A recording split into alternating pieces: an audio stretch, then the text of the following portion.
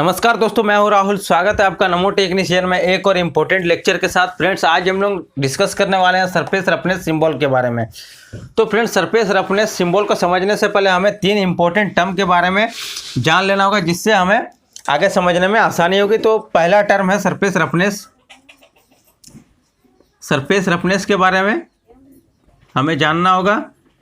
दूसरा direction of ले के बारे में, डायरेक्शन ऑफ ले के बारे में।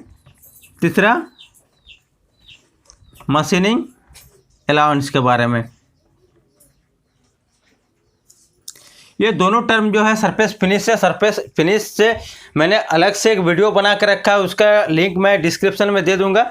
आप डिस्क्रिप्शन में जाके सरफेस फिनिश को देख सकते हैं। तो फ्रेंड्स, सबसे पहले हम लोग बात करेंगे मशीनिंग अलाउंस के बारे में।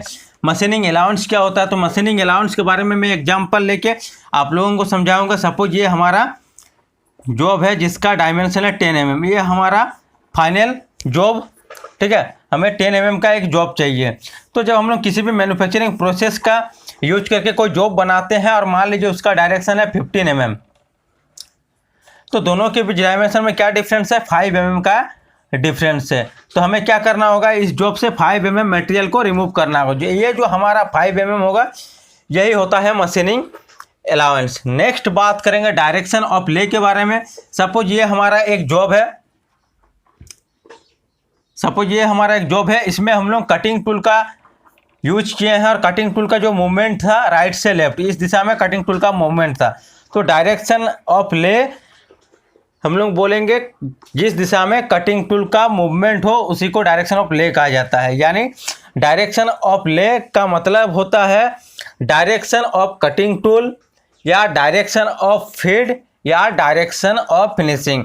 जिस दिशा में कटिंग टूल मूवमेंट करेगा, फिनिशिंग का डायरेक्शन को और फीड का डायरेक्शन को हम लोग डायरेक्शन ऑफ ले कहेंगे। अब हम लोग बात करेंगे सरफेस रफनेस के बारे में। सरफेस रफनेस के बारे में, सरफेस रफनेस क्या होता है? जब भी कोई प्रोडक्ट बनाते हैं तो उसमें कुछ ना कुछ रफनेस वैल्यू जरूर पाया जाता है, चाहे मिनिमम हो या फिर मैक्सिमम हो, कुछ ना कुछ रफनेस वैल्यू जरूर पाया जाता है। ये आप बोर्ड देख सकते हैं। इसको अगर हम लोग टच करेंगे तो ये प्लेन फील होगा, लेकिन इसमें भी कुछ ना कुछ इस तरह से डेविएशन जरूर पाए जाते हैं। इसका सरफेस, ठीक है, मान लीजिए ये होता है आइडियल सरफेस, इस तरह से सरफेस होना चाहिए, लेकिन इसमें कुछ ना कुछ इरेगुलरिटीज या इरोर भी कह सकते हैं। इस तरह से होता है हिल्स और वैलीज, यानी अप और डाउन। ज़्यादा रफनेस रहने से आप जब टच करेंगे तो आपको पता चल जाएगा, ठीक है, अप डाउन आपको महसूस हो जाएगा जब हाथ से टच करेंगे। लेकिन अगर आप इस बोर्ड को टच करेंगे लेकिन आपको ये इस तरह से महसूस नहीं होगा। लेकिन जब आप लोग माइक्रो स्ट्रक्चर पे इसका स्टडी करेंगे तो आपको इस तरह से देखने को मिल जाएगा। तो यही होता है रफनेस। अब हम लोग जानेंगे कि रफनेस को किस तरह से एक्सप्रेस किया जाता है। तो रफनेस को एक्सप्रेस किया जाता है रफनेस वैल्यू से, दूसरा सिंबल से, तीसरा ग्रेड से।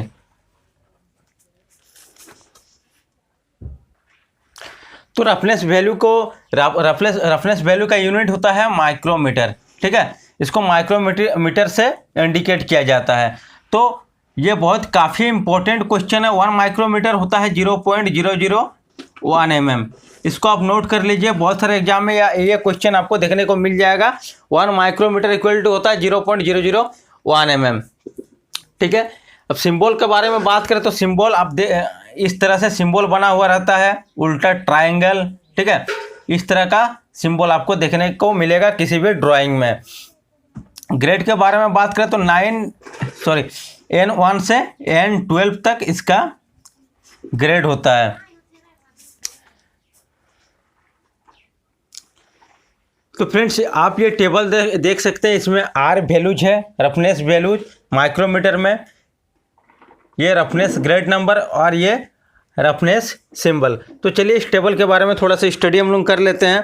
तो फ्रेंड्स, जो आप रफनेस वैल्यूज देख सकते हैं, इसको याद करना बहुत ही आसान है। आप इसमें थोड़ा सा गौर करिएगा। जो पहला रफनेस वैल्यूज है 50, उसका हाफ कितना होता है 25 होता है, उसका हाफ कितना होता है 12.5, उसका हाफ कितना होता है 6.25, तो इसको 6.3 लिया गया है। ठीक है, तो इस तरह से आप पूरा सीरियल देख सकते हैं। नेक्स्ट बात करेंगे ग्रेड नंबर के बारे में। तो ग्रेड नंबर में क्या होता है, सबसे पहला होता है N12, उसके बाद N11। ठीक है, इसी तरह से डिक्रीज होते जाता है और लास्ट में होता है N1। ठीक है, इस तरह से इसका ग्रेड नंबर होता है। अब हम लोग बात करेंगे सिंबल के बारे में। तो सिंबल आप देख सकते हैं, जो पहला सिंबल होता है वो इस तरह से होता है, N12 का सिंबल होता है इस तरह से। उसके बाद पहले हम लोग क्या किए, एक ग्रेड नंबर को लिए, दूसरा में हम लोग क्या करेंगे, दो ग्रेड नंबर को लेंगे, N10 और N11 को। इसका सिंबल होगा इस तरह से। ठीक है, उसके बाद 3 ग्रेड नंबर को लेंगे, यानी N9, N8 और N7 को लेंगे। इसका सिंबल होगा 1 2। ठीक है, उसके बाद फिर 3 लेंगे, 1 2 3 3 3। ठीक है, उसके बाद फिर 3 लेंगे। ठीक है, इसका सिंबल हो जाएगा 3 उल्टा ट्रायंगल।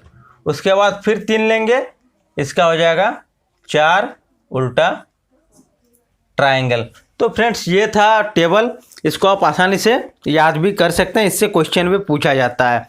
नेक्स्ट हम लोग बात करेंगे position of the specification of surface texture in the drawing. जब किसी भी जॉब को बनाने के लिए हमें ड्राइंग प्रोवाइड किया जाता है, तो ड्राइंग में जो सिंबल दिया जाता है उसको किस तरह से स्टडी करना है, तो चलिए उसके बारे में हम लोग देख लेते हैं। तो सबसे पहले इन 3 सिंबल के बारे में जान लेते हैं, उसके बाद हम लोग इसके बारे में आगे डिस्कस करेंगे। तो ये 3 जो सिंबल दिया हुआ है, ठीक है, तो इसका क्या मीनिंग होता है।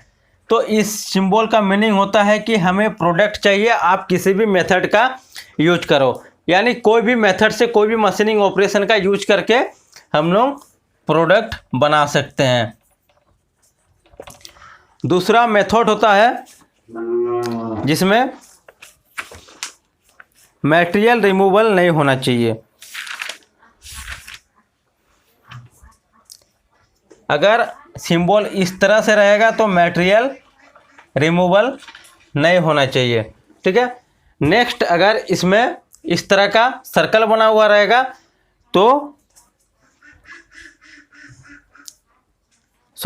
ये जो दूसरा है इसमें मटेरियल रिमूव होना चाहिए। ठीक है, इसमें मटेरियल रिमूव होगा। अब ऐसा मशीनिंग ऑपरेशन का यूज करके प्रोडक्ट बनाइए जिसमें मटेरियल रिमूव होगा। और अगर इस तरह से सर्कल बना हुआ रहेगा तो उसका मतलब है मटेरियल रिमूव नहीं होना चाहिए, यानी जिस मेथड से आप बनाइए उसमें मटेरियल रिमूव होना नहीं चाहिए। जैसे फोर्जिंग, ठीक है, बहुत सारे मेथड्स है जिसमें क्या होता है, मटेरियल रिमूव नहीं होता है। तो फ्रेंड्स अब हम लोग पढ़ेंगे specification of surface texture in the drawing. Drawing में इस तरह का सिंबल बना हुआ रहेगा और आपको इसके बारे में जानना है कि क्या क्या इसमें गिवन है। तो सबसे पहले हम लोग बात करेंगे ए के बारे में जो दिया हुआ है। ठीक है, ये क्या है, ये रफनेस वैल्यू, ठीक है, रफनेस वैल्यू या रफनेस ग्रेड को इंडिकेट करता है ए। ठीक है, अगर आपको कुछ रफनेस वैल्यू देना है प्रोडक्ट में तो ए से, ठीक है, ए के जगह पर आप इंडिकेट कर सकते हैं।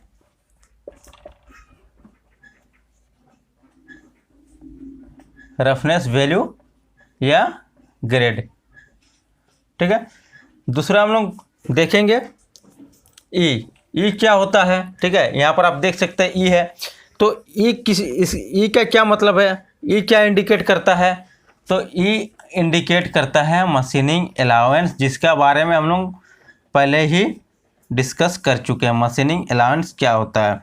तो ठीक है, अगर कुछ मशीनिंग अलाउंस देना है प्रोडक्ट में तो ई के जगह पर हम लोग देंगे। ठीक है, नेक्स्ट बात करेंगे डी के बारे में। तो डी यानी डायरेक्शन ऑफ ले। ठीक है, डायरेक्शन ऑफ ले आप लोगों को पता है। तो ये डी हमारा क्या है, डायरेक्शन ऑफ ले। अब जानेंगे सी क्या होता है। तो सी होता है सैंपल लेंथ, जो हमें जॉब बनाना है उस जॉब का लेंथ, ठीक है, सैंपल का लेंथ होता है। और नेक्स्ट एफ क्या होता है, एफ होता है अगर अदर रफनेस वैल्यू हमें देना है, अदर रफनेस वैल्यू देना है तो हम लोग यहाँ पर इंडिकेट करेंगे। तो फ्रेंड्स यही था सरफेस रफनेस के बारे में। तो फ्रेंड्स अगर आपको इस वीडियो से जानकारी मिली तो चैनल को सब्सक्राइब जरूर कर दें, साथ ही साथ बेल आइकन को भी प्रेस कर दें ताकि मैं फिटर से रिलेटेड जो भी वीडियो बनाऊं सबसे पहले आपको नोटिफिकेशन मिल जाए। तो फ्रेंड्स तब तक के लिए धन्यवाद।